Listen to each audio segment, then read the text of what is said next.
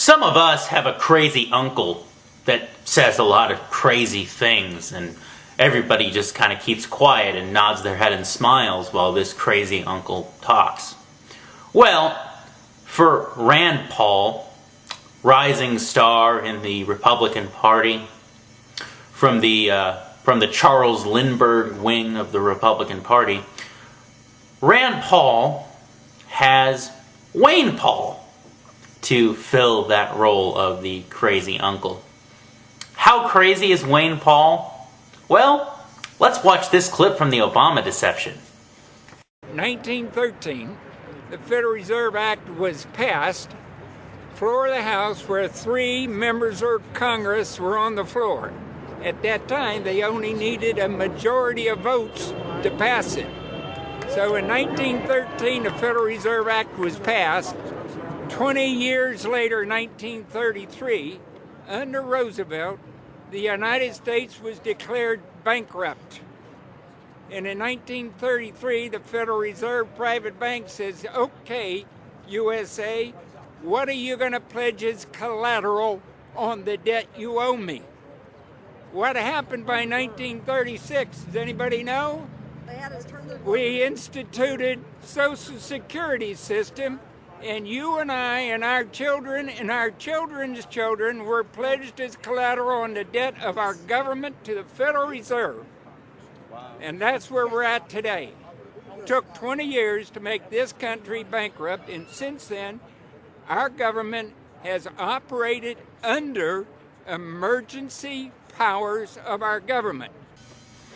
So that was quite the hilarious bit of crazy talk, and I can already hear people saying, he's talking about freedom and the Constitution and the Founding Fathers. I can't believe we're living in a day of age when the Founding Fathers and freedom and the Constitution are controversial. I bet Thomas Jefferson would support what he's saying. Okay, well, your Ouija board conversations with the spirit of Thomas Jefferson are not admissible in the court of public opinion. But, that was a hilarious bit of crazy talk. And what would be even more hilarious is this. Rand Paul really stepped in it recently because he commented on the 1964 Civil Rights Act and, stepped in it. He took the position a lot of libertarians take on it, is that, it's not a good thing. He stepped in it, got in trouble there, and that's where a lot of the controversy about Rand Paul has come in. But what I think would be hilarious is if on one of these talk shows, somebody would play that clip of Wayne Paul, and they would ask him if he actually agreed with Wayne Paul. It would be funny as hell, because if Rand Paul were to say, yes, I absolutely do believe that that your children and everyone's children has been pledged to the Federal Reserve as collateral on the debt that we owe, and I also believe that essentially we are under martial law. We are operating under emergency powers. So basically we're under martial law, and that flag over there with the gold fringe on it, that essentially means we're under martial law. If he said that, then even the most far afield folks in the Republican Party would probably abandon him and be like, "Oh, this guy's crazy. We can't have anything to do with this guy. We can't."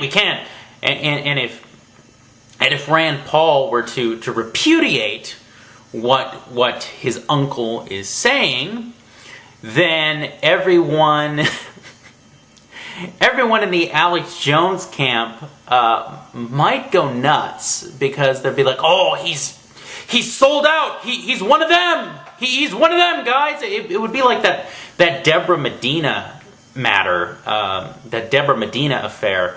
I don't know if any of you remember Deborah Medina. She was a gubernatorial candidate in Texas, and she had appeared on Alex Jones's show quite a bit and talked pretty openly about the New World Order and whatnot. And she had a question from Glenn Beck about 9/11 truth, and she was painted into a corner. So Deborah Medina took the opportunity to completely repudiate 9/11 truth, and then Alex goes on his show all angry because she threw 9/11 truth under the bus.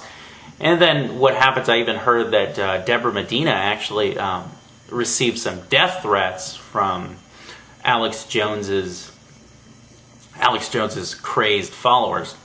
But no, I think Wayne Paul or Rand Paul should be asked about this, because he clearly has shown a tendency to pander to conspiracy theorists, and he does endorse that whole North American Union conspiracy theory.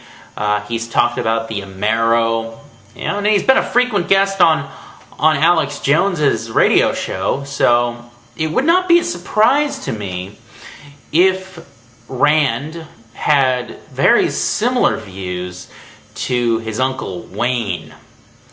And it's kind of funny how that sort of kookery seems to run in that family. But it's really interesting, because that little bit that Wayne said about everybody in America being pledged to the Federal Reserve as collateral, that's pretty much exactly what the whole sovereignty, free man on the land, redemption movement believes.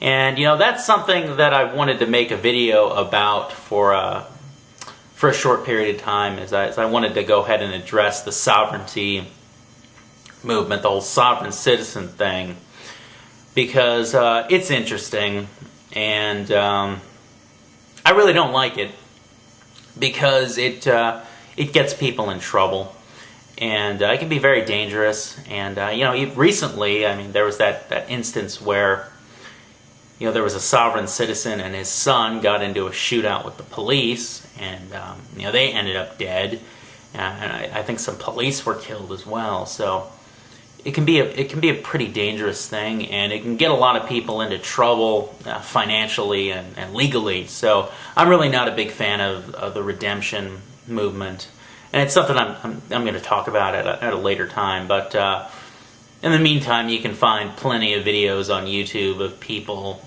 that support the whole redemption movement. But honestly, it would be hilarious if Rand Paul were asked if he thought that every man, woman, and child in this country is pledged as collateral to the Federal Reserve, and if we're under emergency powers, it would be hilarious. I would laugh my ass off if that ruined Rand Paul politically. I would. Sue me.